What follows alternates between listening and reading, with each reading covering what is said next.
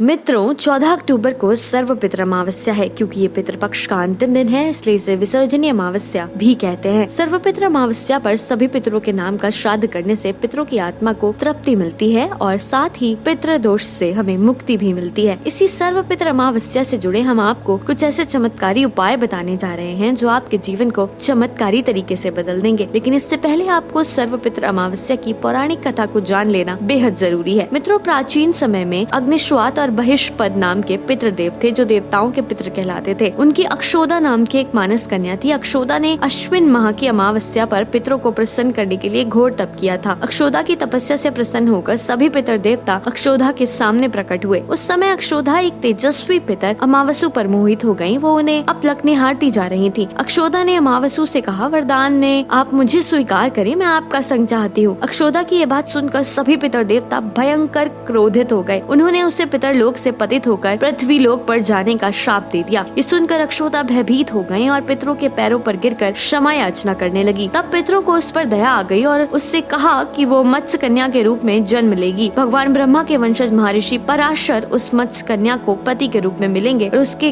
गर्भ से वेद व्यास जन्म लेंगे और इसके बाद श्राप मुक्त होकर वो एक बार फिर से पितरलोक में वापस आ जाएगी। साथ ही सभी पितरों ने अमावसु की भी प्रशंसा की और ये वरदान दिया कि आपने सौंदर्य और स्त्री के आगे अपने मन को भटकने नहीं दिया, आपने संयम और नियम पर टिके रहे। इसलिए आज से ये तिथि आपके नाम से अमावसु रूप में जानी जाएगी। कथा के मुताबिक तभी से ये दिन पितृमोक्ष अमावस्या के नाम से प्रसिद्ध हुआ। चलिए अब वो जरूरी उपाय जान लेते हैं जिसे करने से आपके जीवन में चमत्कारी बदलाव आ सकता है। मित्रों, सर्व पितृ अमावस्या की शाम घर के दक्षिण दिशा में एक दीपक जरूर जलाएं। इसके बाद घर के मेन गेट के दोनों ओर दीपक रख दें। दीपक जलाकर पितरों से जाने अनजाने हुई गलती की क्षमा मांगे। साथ ही एक दोने में भोजन की कुछ चीजें भी दरवाजे के पास रख दें। सर्व पितृ अमावस्या की शाम को ही सभी पितृगण अपने गंतव्य की ओर वापस चले जाते हैं। ऐसा करने से पितरों का आशीर्वाद बना रहता है और कभी किसी चीज की कमी नहीं होती। इस दिन श्राद्ध कर्म के लिए बनाए गए भोजन से पंच बलि के लिए भोजन अवश्य निकालना चाहिए। इसके बाद शाम के समय दक्षिणाभिमुख होकर पितृ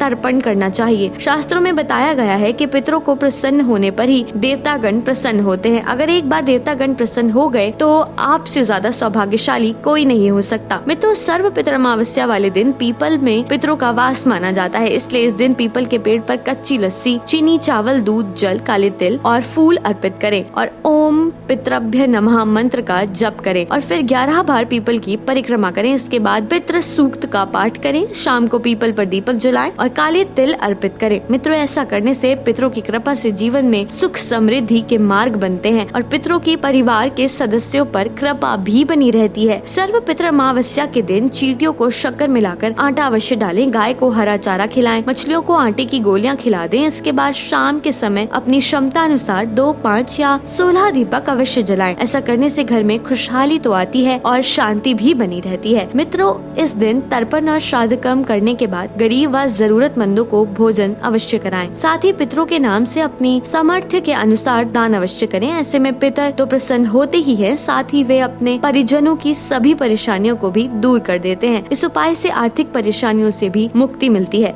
मित्रों, इस वीडियो में फिलहाल इतना ही। इस वीडियो को अपने मित्रों और प्रियजनों से जरूर शेयर करें। धर्म और दर्शन से जुड़ी ऐसी ही जानकारियों के लिए त्रिलोक के साथ बने रहें।